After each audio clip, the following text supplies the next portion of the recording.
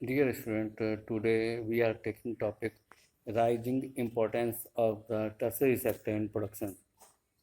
Tertiary sector में जो production की बढ़ती हुई इम्पोर्टेंस के बारे में इस टॉपिक में हम जानेंगे.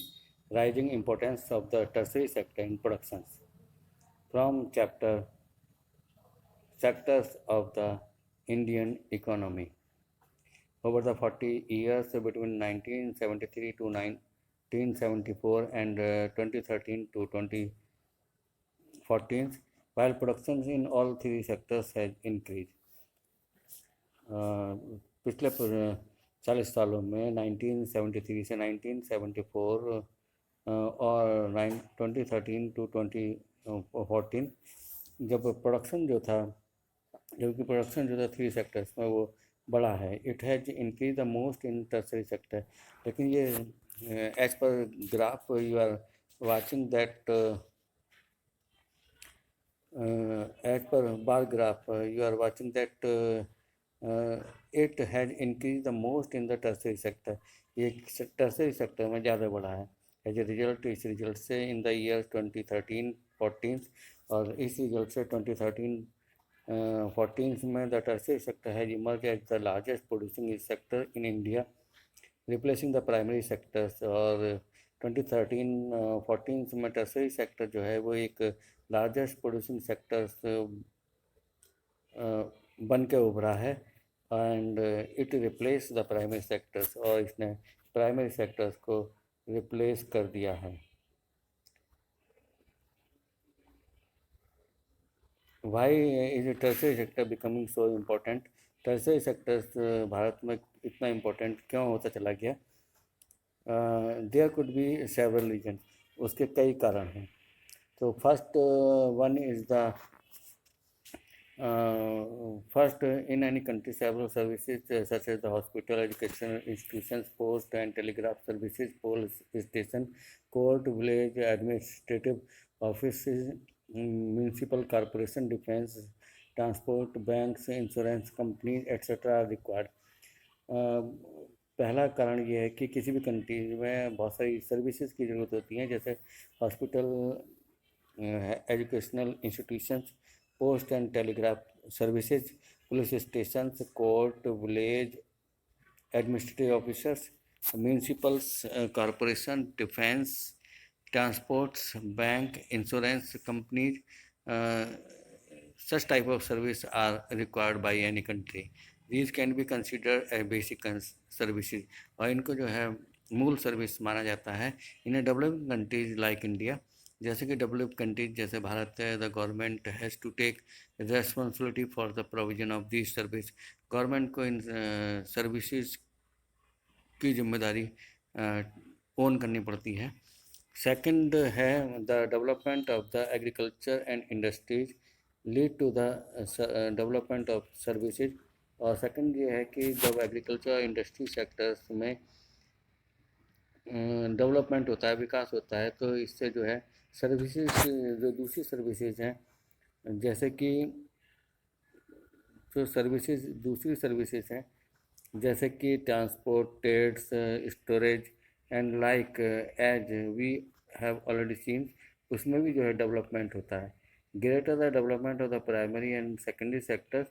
और जितना प्राइमरी और सेकेंडरी सेक्टर्स में डेवलपमेंट होगा उतना ही जो है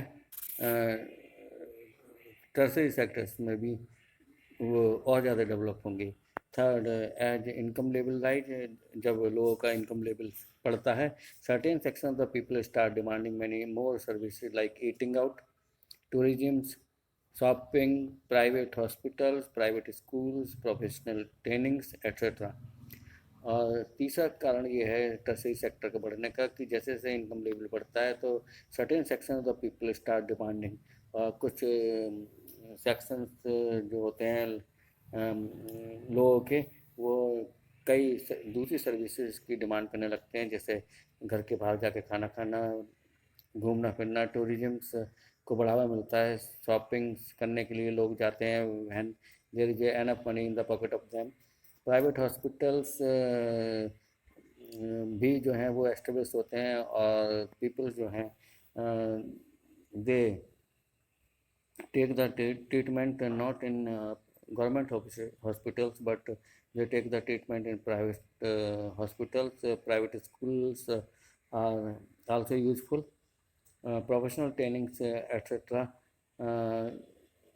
ये होने लगती हैं. You can see this change quite sharply in cities, especially in big cities.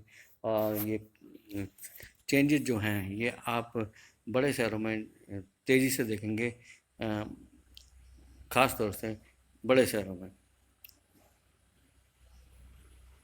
Fourth जो कॉज है इसका वो द पास्ट डेकेड्स और तो पिछले दशक में, और certain new services such as those based on in IT, जो इंफॉर्मेशन टेक्नोलॉजी पर आधारित हैं, इंफॉर्मेशन कम्युनिकेशन टेक्नोलॉजी पर आधारित हैं, have become important and essential. और ये बहुत ज़्यादा इम्पोर्टेंट और एसेंशियल बन गई हैं. The production of these services has been rising rapidly.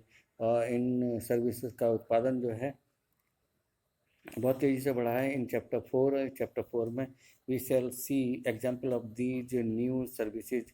हम इन नई सर्विसेज के एग्जाम्पल्स को चैप्टर 4 में देखेंगे. And we also see what are the reasons for their expansion, और उनके बढ़ने के क्या कारण हैं.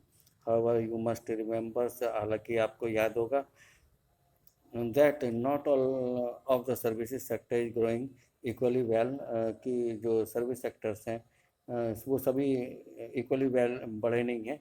Service sector in India employs many different kind of peoples. और सर्विस सेक्टर जो है भारत में अलग अलग तरह के लोगों को एम्प्लॉय करता है, रोज़गार उपलब्ध कराता है. एट वन एंड, एक तरफ जो है there are a limited number of the services, एक तरफ जो है लिमिटेड नंबर ऑफ सर्विसेज हैं that employs highly skilled and educated worker, जो हाईली स्किल्ड और एजुकेटेड वर्कर्स को रोज़गार उपलब्ध कराती हैं. एट द अदर हैंड, दूसरी तरफ, ऑन द अदर हैंड, दूसरी तरफ there are big large number of the worker engage in services such as the small shopkeeper. और दूसरी तरफ छोटे बड़ी संख्या में लोग जो हैं छोटी सर्विसेज में एंगेज रहते हैं, जैसे कि छोटे shopkeepers, repair persons, transport persons, etcetera. These peoples barely manage to earn a living. ये लोग जो हैं मुश्किल से ही अपनी जीविका को अर्न कर पाते हैं. And yet they perform these services, और इसलिए ये सर्विसेज वो करते हैं.